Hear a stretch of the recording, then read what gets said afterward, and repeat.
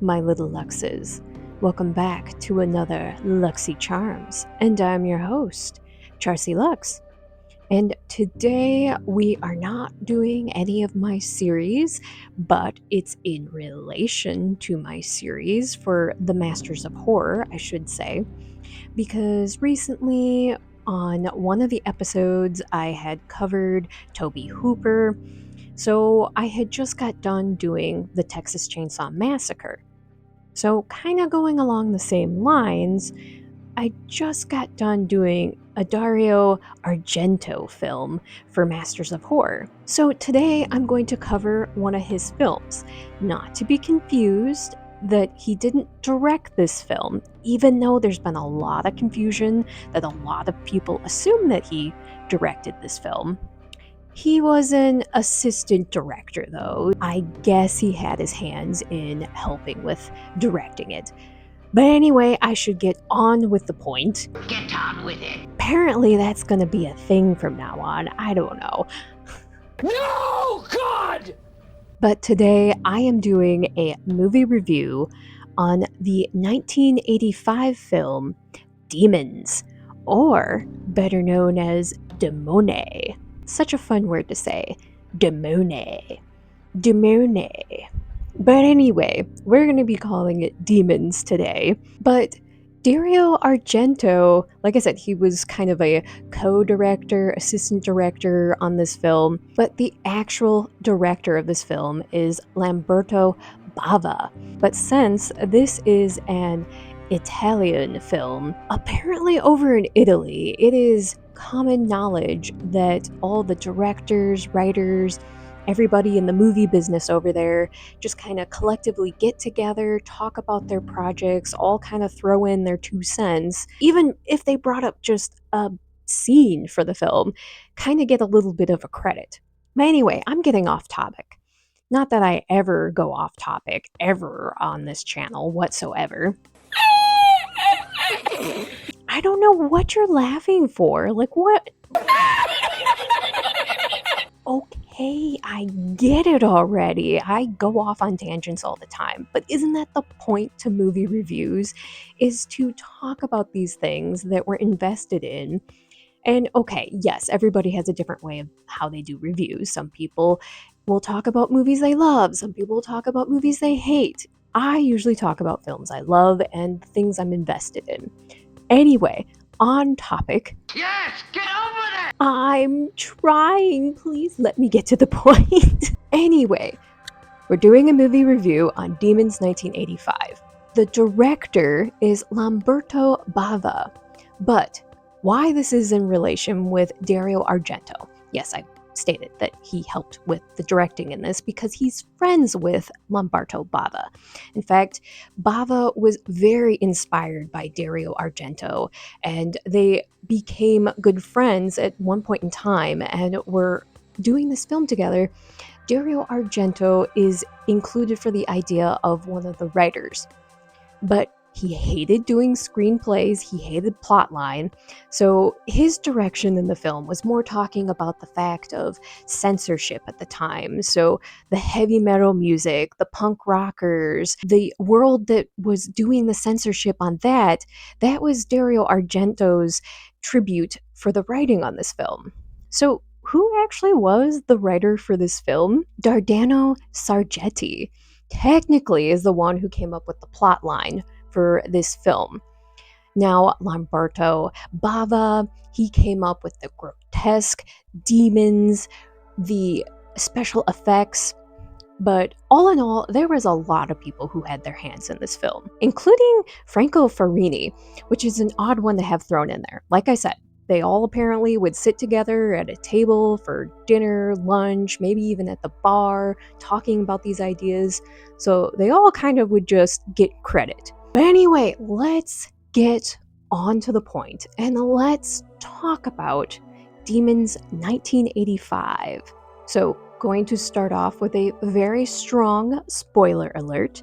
If you do not like having spoilers to films you've never seen, this is your warning, and viewer discretion is advised.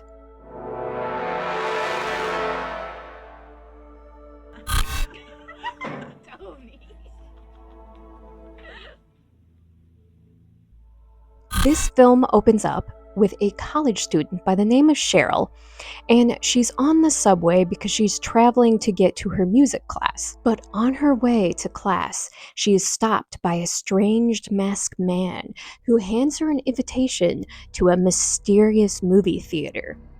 Now, Cheryl ends up meeting up with her friend Kathy because they were going to travel together to their music class, but Cheryl is very intrigued by this movie that is going on. So she's able to talk her friend Kathy into going with her and just skipping out on class. And once they're at this theater called the Metropole, they get in there and end up meeting two guys by the name of George and Ken, and they end up sitting together for the movie. However, back in the lobby before everybody goes in to see this film, there is a statue sitting in the middle of this lobby. And of course, several people are remarking on this thing and talking about it. But the interesting thing happens when Tony and his two girlfriends, Rosemary and Carmen, go to look at the statue. Now, Rosemary couldn't help herself and ends up picking up the mask that looks like a demon mask and puts it against her face and starts joking around with it. Well, in her doing this, she ends up cutting herself on the face.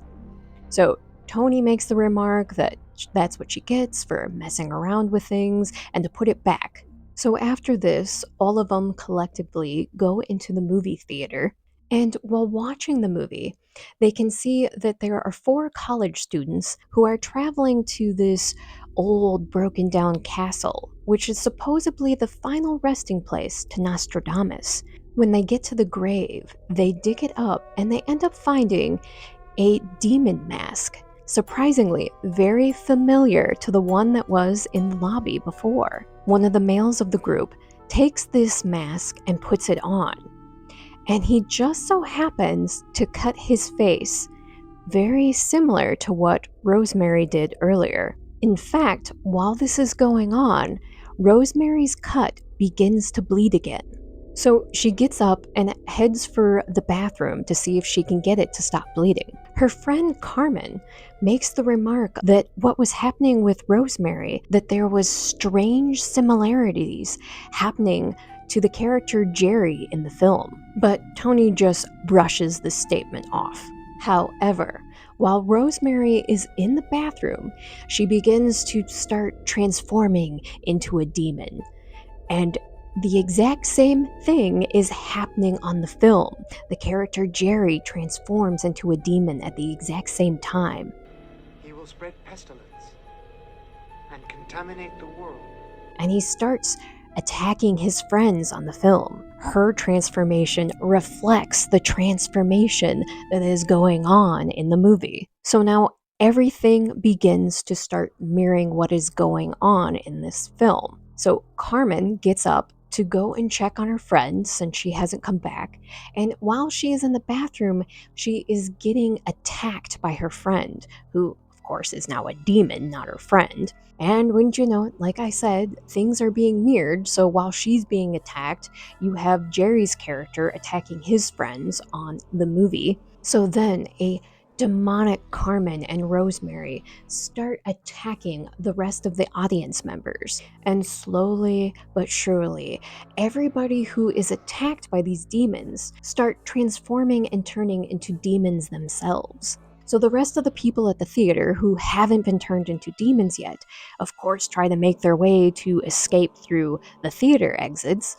But come to find out, they have been trapped and walled into this mysterious theater. Now, obviously, realizing that everything that is happening was mirroring exactly what was happening in the movie, they decide that they need to destroy this movie and that this is the cause to the demons.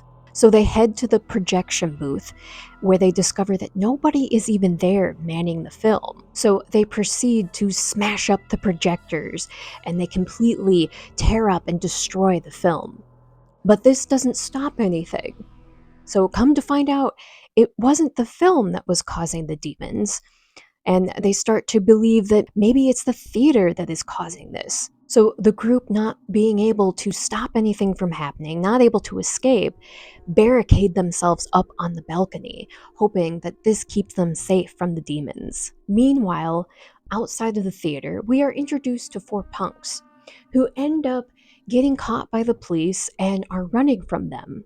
But they are mysteriously somehow lit into this theater that nobody can escape. At the same time, while they are entering the building, one of the demons ends up leaving and attacks the 2 cops that were chasing the punks. Now, unfortunately, the survivors on the balcony mistake the punks as people coming into the theater to save them, obviously do the very stupid thing and start tearing down the barricade, and are instantly attacked by all of the demons, because of course the punks weren't there to save them.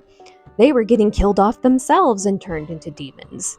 One by one, they are all turned into demons, except for Cheryl and George, who are the last ones standing. Together, they make a final stand, and they're finally able to make their way to the roof of the building so that they can escape these demons in the theater. However, once they are on the roof, they are attacked by the masked man, the same one that Cheryl had met at the beginning of the film and had gotten the invitations for this mysterious movie theater. But helping each other out, Cheryl and George are able to overpower this masked demon, because yes, he is a demon himself, and they're able to overtake him, and they kill him by slamming his head in an iron rod. So, one way to kill a demon. But after this, they quickly discover that the rest of the city is being overtaken by demons, and they're looking around as people are being killed left and right. Remember the demon who had left the theater earlier and had attacked the cops? That's what's going on. We are supposed to know that what was happening in the theater was now also happening in the city. So at the same time we were watching Cheryl and George trying to make their escape, all the demons on the outside were spreading like the plague, which was explained in the film, that they would be spread like pestilence and would be an infection on the world. Luckily, Cheryl and George happen to run into a small group of survivors who are making their way to escape the city. And as they are finally leaving the city limits, that unfortunately, Cheryl was infected at some point in time, and she transforms into a demon. So this film ends with them killing off the demonic Cheryl.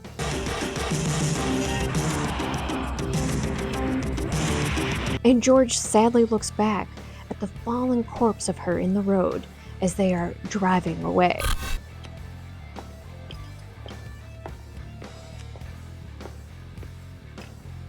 Now, I have a lot of thoughts about this film and the fact of how I feel about it, and I mean, there's a lot of history to this film, and there are a lot of sequels to this film. In fact, one of the funniest ones is the history of talking about Demons 1, Demons 2, Demons 3, Demons 4, Demons 5, Demons 6, and the craziness of it. But I will give one of the funny facts of that in Germany, Demons 2 had come out before the first Demons, so they were flip-flopped on them. So the one that they regard as the original Demons actually was Demons 2, and it's just funny that because the original one wasn't approved yet, that's why they got flip-flopped.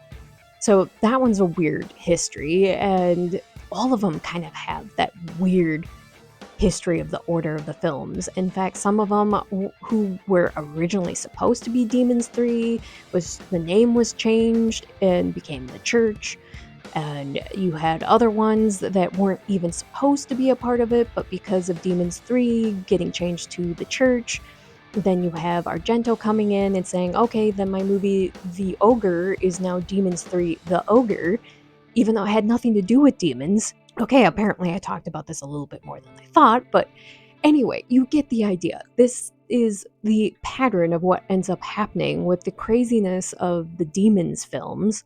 Now, the funny thing to remark on this is that, yes, this is an Italian film. The idea was to make it look American, and this was filmed, or I should say, the exterior shots were filmed in Berlin. Funny to think about it, while I'm watching this movie, I recognize Berlin. I've been there before, it's been years, but I definitely recognized Berlin. So it was really cool seeing it, and I was confused because, of course, I knew this was an Italian film, and I'm like, this looks like Berlin.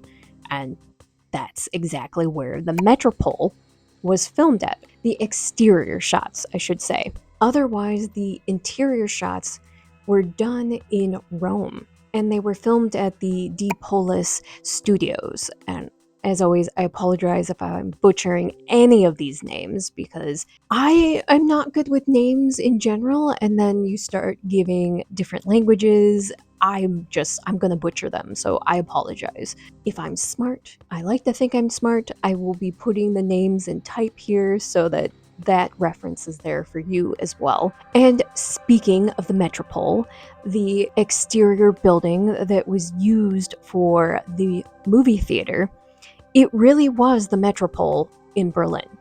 That it was a club at the time. And a funny thing to note is the fact that the invitations that the masked demon at the beginning is handing out to people, those really were the invitations that were used for the club.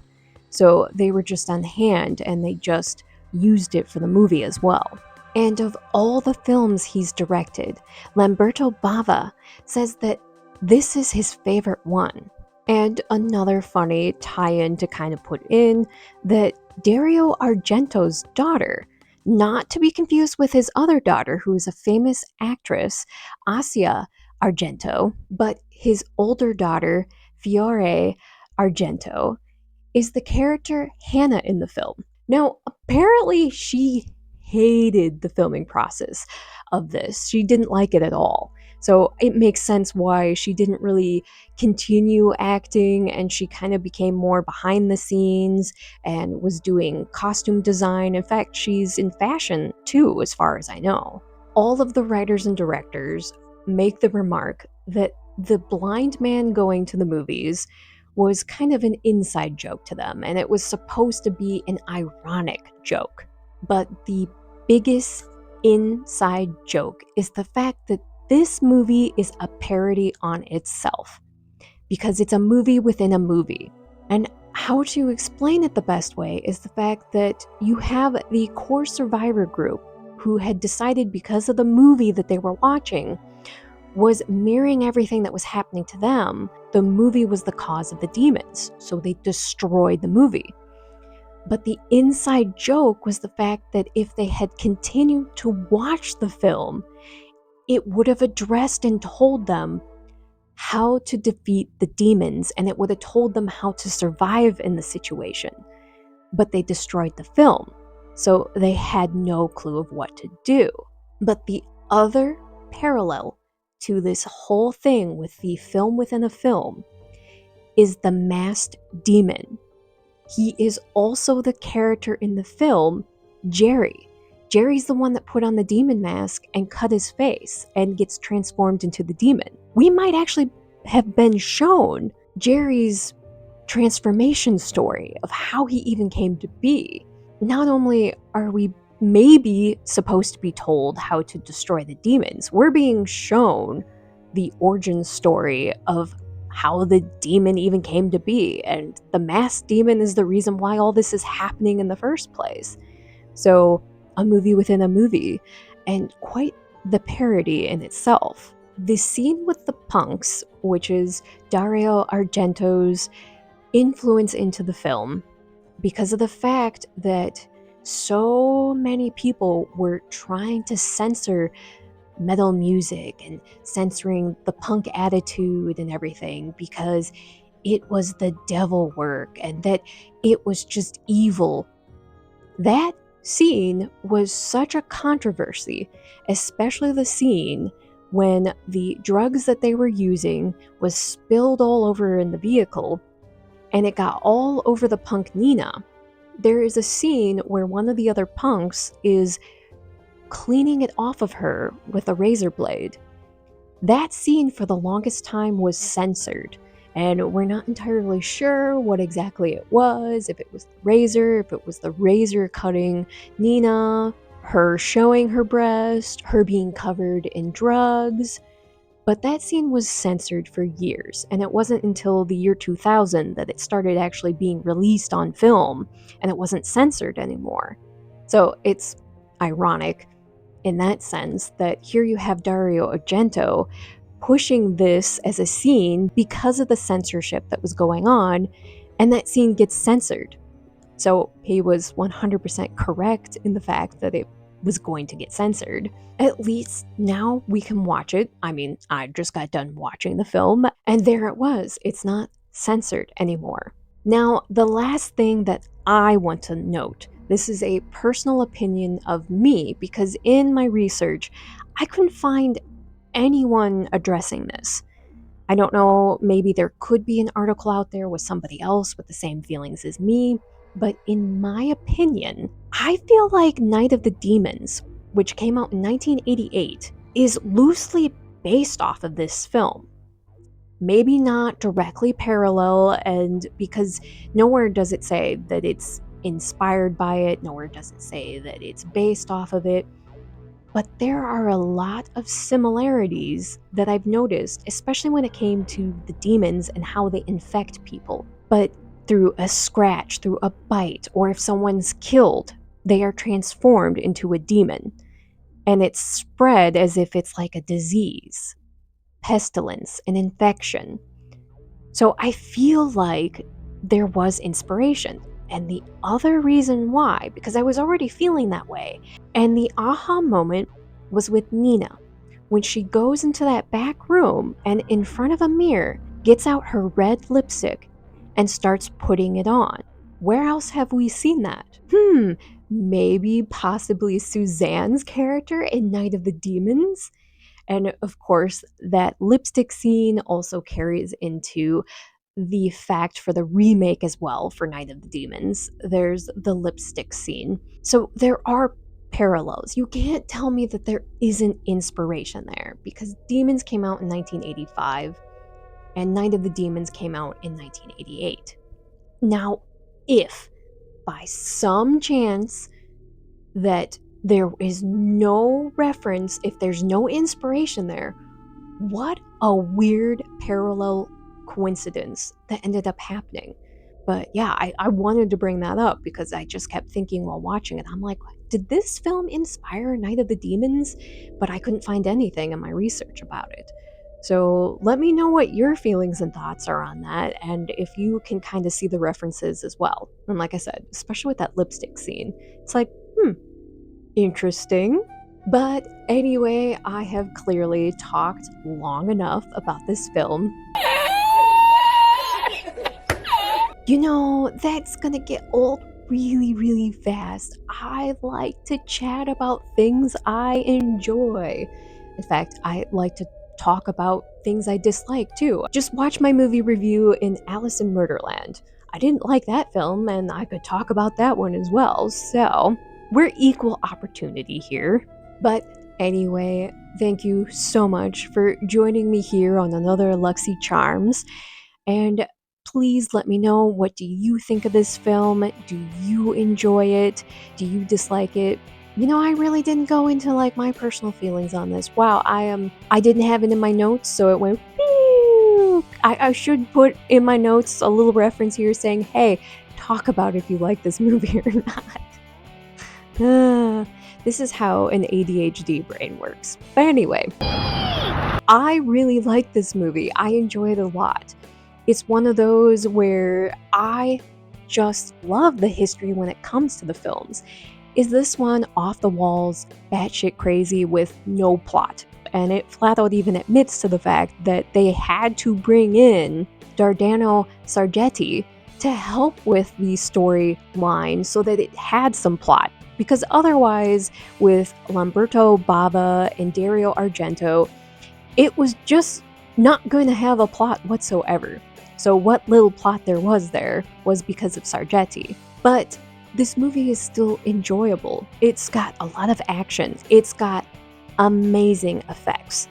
Oh my god, the makeup, the prosthetics, the FX makeup, the gross design to the demons, the transformations. For 1985, that's incredibly impressive. It's pretty up there for me really enjoying this. I can sit down and rewatch this over and over again and still just enjoy it for what it is. And I definitely recommend this for spooky season. Add this in with your Halloween marathon because it works perfectly for this time of year. Okay, now I will say thank you so much for joining me on here. And like I said, let me know what you think of this film.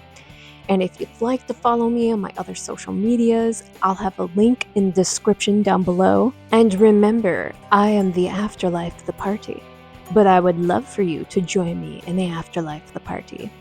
And the best way to do that is to come and join me on my Patreon. And on the screen, you can see a shout out to my fellow Patreon members. And thank you so much for helping me out and joining me on there. And you can also see a special shout out to all of my Ultimate Luxes. So thank you to Kurt, Chris Bruner, LJ Christensen, and the No Pants Ninja. And a great big welcome to Bishop. So thank you so much for joining my Ultimate Luxes, and welcome to the afterlife of the party. And always remember to slay, subscribe, like, and always be yourself. Until next time, my little Luxes, definitely don't be going to any mysterious movie theaters, and don't be putting on masks that aren't yours, because you know what? You never know. It might just bring about the apocalypse. Although this day and age, it's doomed to happen at some point, right? But anyway, bye!